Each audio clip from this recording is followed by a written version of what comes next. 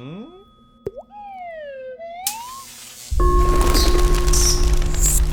not about how the pills made me feel. It's about how the idea of taking the pills made me feel about myself. It made me question everything. You look at yourself differently when you're taking a medication that they're giving to you. It took away some problems and gave me some different problems. It brings up all these internal conflicts. Is it going to change me? Is that the medication or is that the illness? I'm being given anti-psychotics, therefore I must be a psychotic. I guess it's this fear of the unknown. It's not knowing what that pill will do to me, so it's not knowing who I'll be once I've taken it. Or more broadly, I'm being given something that I need to keep me mentally well, so I must be kind of mentally unwell. All I want to do more is sleep, which then makes my depression worse, which then makes me need tablets more. Eventually you don't know where to stop or where to start. I don't know what's my medication and what's my depression anymore.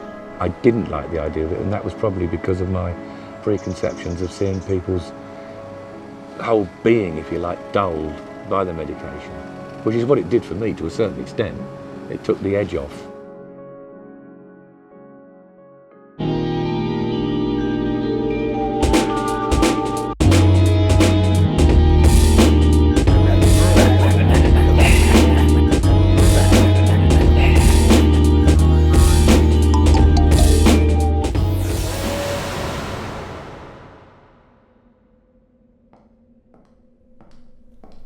Hello, good to meet you. Here's your medication. Aren't you going to take it? It'll help with voices.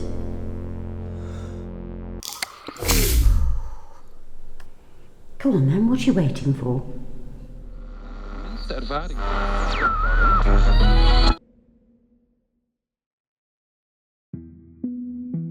That was a demonstration or an example of a session that I run when I'm teaching mental health nursing students and clinicians, particularly psychiatrists, to empathise with patients and service users, because in the past I'd had very bad experiences about medication. A lot of the psychiatrists and doctors won't take the tablet, and I always laugh at that point because that's what they expect us to do. And they say to me, but I don't know what it is. And so I say, well, nor do your patients. And then they say, but we don't know why we would take this. There's nothing wrong with us. And I said, exactly. A patient who believes there's nothing wrong with them won't see the necessity to take a tablet.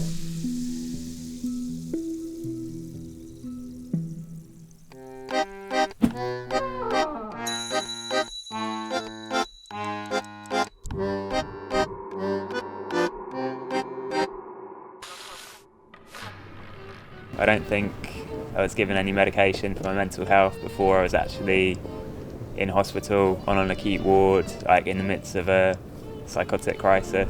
Being told you need to take this so that you become well again. These ideas you've been having, they're not real. A point where I'd have been very resistant to that. I know what I've experienced is real, this is true.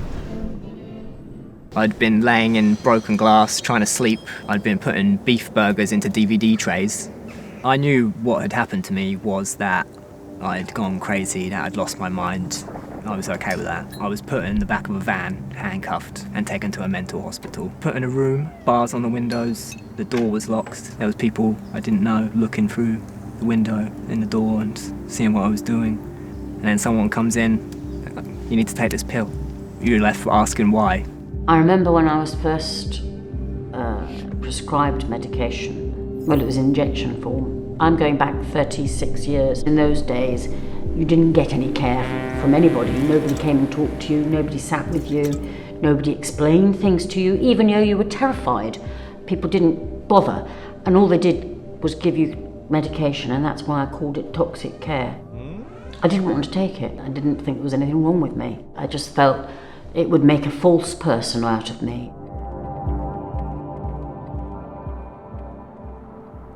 At the time, I would have called it an enlightenment or an awakening or like a realization of what was actually happening, like something that I hadn't been aware of before and something that the world as a whole wasn't aware of. Like, that's what it felt like I discovered something, and in that context it could have been like we're going to give you this pill so you forget what you've found out.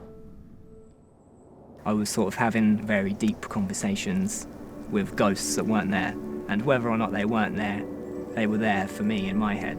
And when people come along and say, take this pill, you need to get rid of that, it's a little bit kind of insulting in a way. And I know that people in there, they're trying to help you, but they don't ask you what you need help with. And if you're starting your relationship with medication, something that's supposed to help you, something that's supposed to heal you, by being pinned down on the floor and injected against your will, you know, it's quite hard to see it as something that's going to help you, because it's been used as a weapon against you.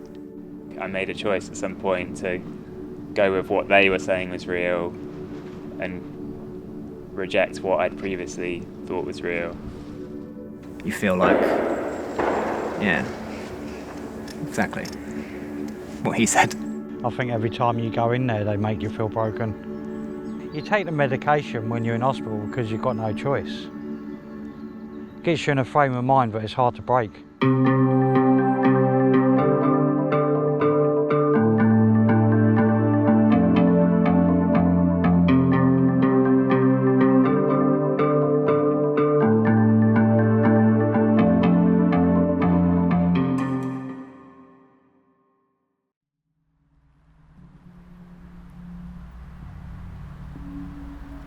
After 28 reasonably successful and happy years, my partner got cancer and died quite quickly, and then I didn't do much for a couple of years, kind of went off the boil a bit. Very severe depressions and suicidal depressions, chronic anxiety, where I couldn't sit still, I couldn't do anything. So that was really when my association with medication first started. Looking back at a time when I first expressed my depression, I was at a very, very difficult time. I didn't see any way out. I was completely stuck. I didn't particularly get on with my GP, and the only way I could do was to go there and say I needed help. I just shut down. Literally couldn't get my head off the pillow. It kind of got progressively worse until I went and saw my GP. Immediately, she understood. I don't quite know how, but she did. And over the last few years, of course, I've come to recognise that, well, I'm not unique, but it's quite rare to hear that sort of story. Most of the stories I hear, people weren't consulted properly, had things done to them. He almost seemed like he was questioning a lot, and always, he felt quite judgmental. He would question it, not like he wanted to know more. It was almost like he was questioning it to really see if you actually had a problem. You know, he very much would be like, this appointment's 5 minutes. So he would give you pills and you get on with it. It was quite difficult to have a conversation about how I was actually feeling. I trusted the GP so much. He'd listened to what had happened. She actively sought my opinion on it. Because the thing about medication for me was, I didn't like the idea of it, I think, more than anything.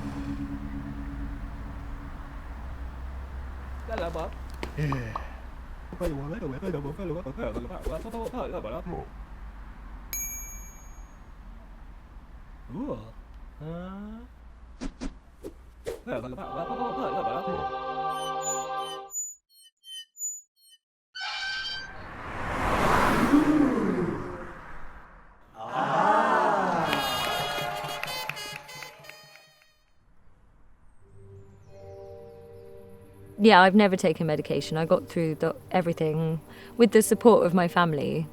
They were my rock. Initially, I had a very dark experience. It took me into kind of a world of blackness. I was seeing things, I was hearing things, I was totally absorbed in whatever on earth was going on in my head that, you know, I wasn't there, I wasn't present, I wasn't in my own mind. I'd say things to my mum, she wouldn't believe me, and it got to the point of no one believed me, no one understood what I was going through. They all thought it was just, you know, nightmares or dreams or whatever. They didn't realise that that was actually part of what was happening to me. I was feeling those things so heavily that that was my reality. And it was the second I lost my mum, I then went totally insular. When she didn't believe me anymore, I stopped talking. And I don't know how long that lasted. It felt like a good year. I just didn't talk. I was at risk, apparently, and my therapist had tried to arrange for me to get sectioned. And my dad has never ever been on time in his life. Like, he's always late for everything. He's like Gandalf. He arrives precisely when he means to. And for the first time in his life, he was 5 minutes early, and he managed to scoop me up and take me away just before the ambulance was going to come and section me. Drove to the middle of the countryside, and he rescued me, basically, because otherwise I would have had such a different experience. Probably, loads of medication. I was escaping that whole system of, you're ill, we need to fix you with all these drugs. I felt, no, I can fix myself, thanks. I just need to do what makes me feel good. I stayed up all night, and I just remembered chasing the light. So the moon came out and it was pitch black in the trees, and I was on a hill looking over, and I saw this movement happening in the trees, and I should have been scared. It was quite a massive sound. Went over to it, and it was this most beautiful black horse, and it just bowed its head to me, and I just gave it the most beautiful hug, and we just had a lovely moment. And the sun came up, and there was a cherry tree.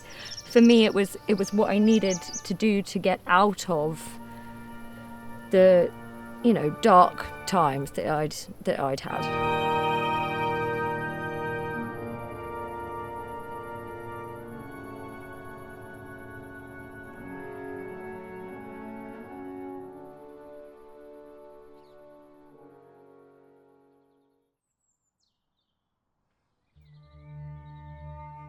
They take you in, they give you medication, they keep you there for a few months. But when I come out of hospital, I don't take it anymore. They try and convince you, but it's the best thing to do to take the medication. But it just makes you depressed. No one wants to be put in a room and told that you're ill when you feel that you're not ill. I mean, for me, in my example of being sectioned many times, I didn't trust the nurses or the doctors, because if I said what I was thinking and feeling, what I was experiencing, I knew that an injection would come. And I remember some of the medication was just horrendous. It made my brain feel like cement. I'd been to university and got a degree, so my horizons just crashed, and I thought, there's nothing, I'm not going to be able to do anything ever again in my life. Broken, are we broken? We've had a breakdown. Can we repair ourselves? Can they repair us? Soul destroying, really. Believing that you needed medication to keep your brain normal. I went through a lot of thoughts about that, about the fact that I didn't know myself anymore, and I didn't know who I really was. I've had friends where they're on medication, and it feels like half of them just isn't there. And I feel like it's tragic. I've lost half of my friend. There's a loss that goes on inside yourself, a bereavement for the old you, for the you that was, that isn't going to be there anymore because of the medication. So there's a subdued you. There's a you that's new, that is got medication. People go through a very difficult patch in adjusting to that.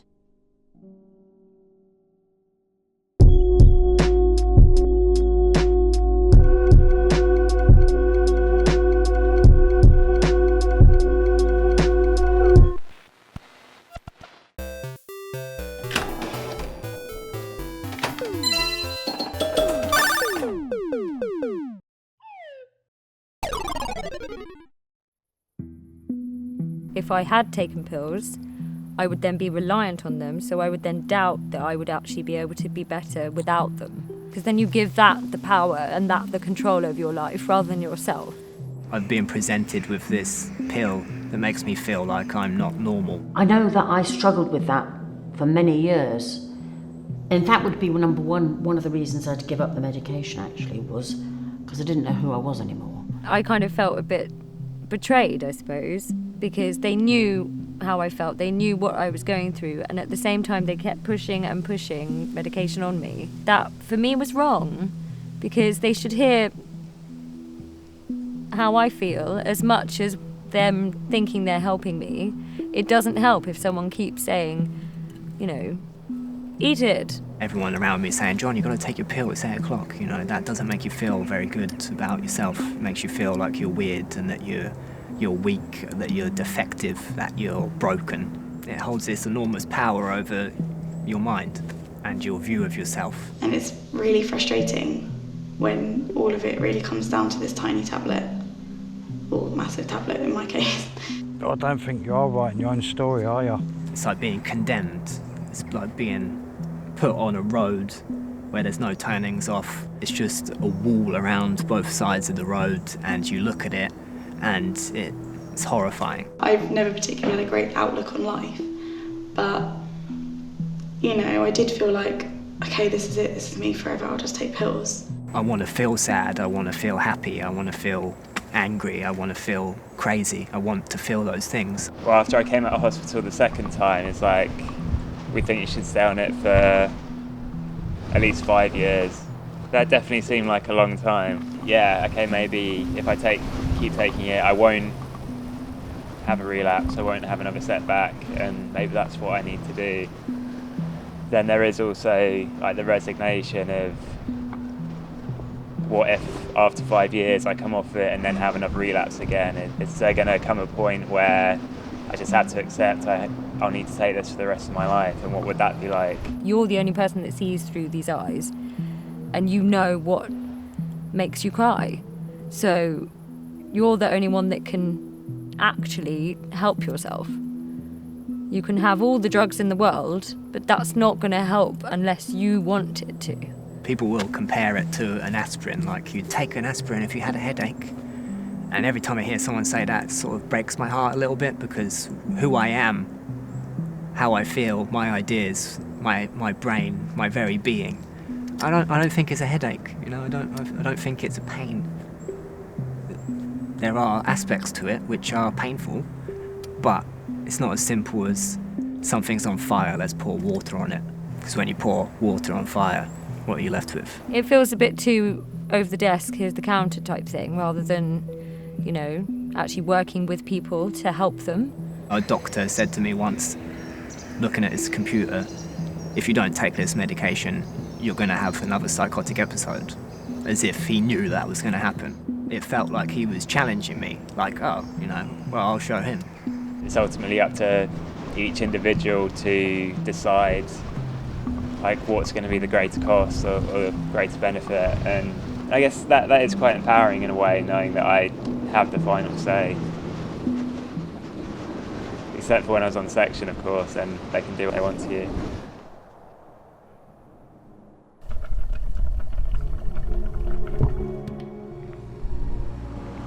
The stigma I've got surrounding medication is if people think it's going to be a cure-all.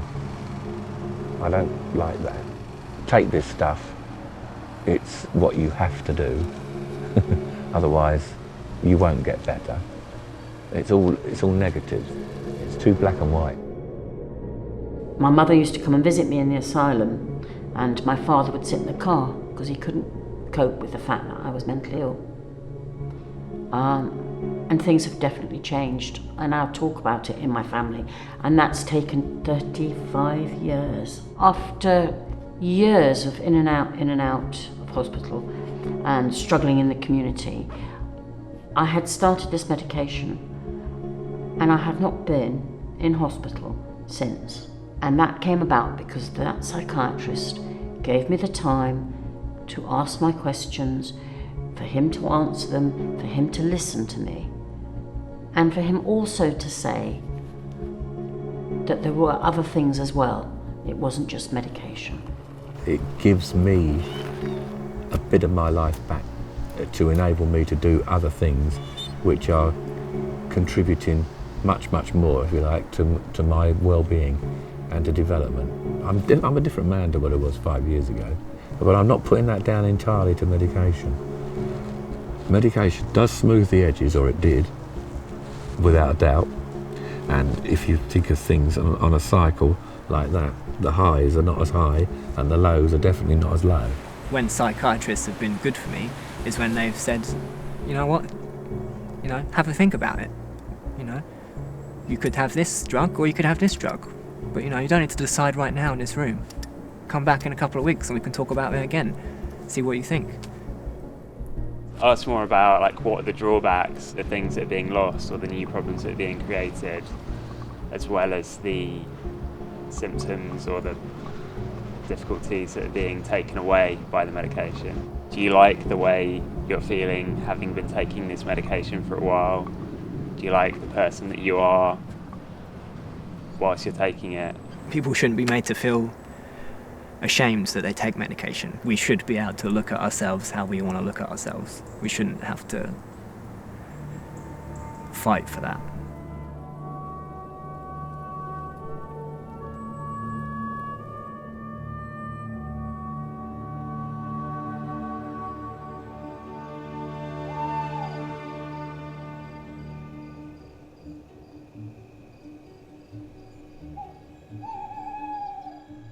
It's like you're on a merry-go-round and you come out of hospital, you're depressed and down, and slowly you get better and start doing things to yourself. Then you live your life and then you get happy again. Then they put you back in hospital and pump you full of medication again. Life can't always be like this.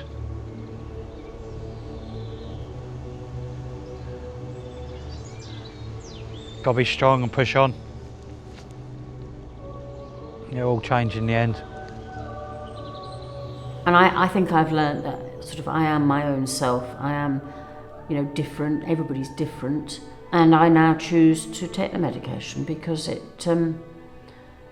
helps me to lead a life that is good, that's a meaningful life, without symptoms. And I did have some very distressing symptoms in the early years, very, very powerful, very frightening. And I never want to go back to that, and I take my tablets now.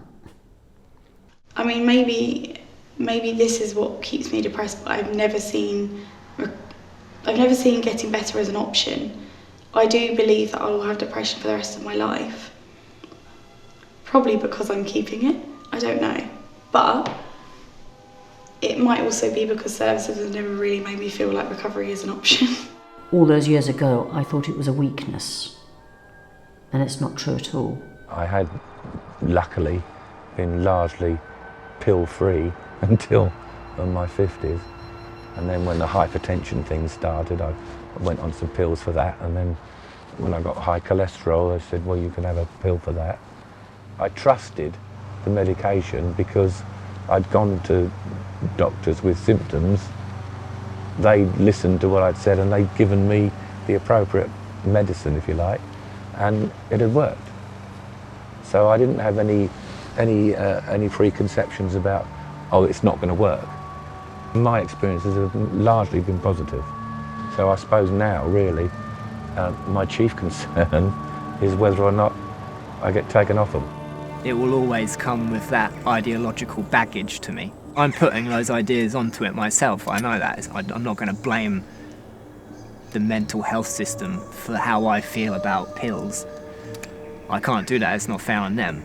But what they can do is they can talk to me about how I feel about it, rather than force it on me. And at the end of the day, give me a choice and respect me as a human, not a set of symptoms that they want to get rid of, because what they might see as symptoms might actually mean quite a lot to me. I guess it's better that I don't feel the negatives, but sometimes I wonder, would I connect more with something, or would I feel more enjoyment if I wasn't on the medication? But for me, I think losing the edges has been good, and you know, that is why I take the medication. It's like a little bird. You can't just force a bird to fly.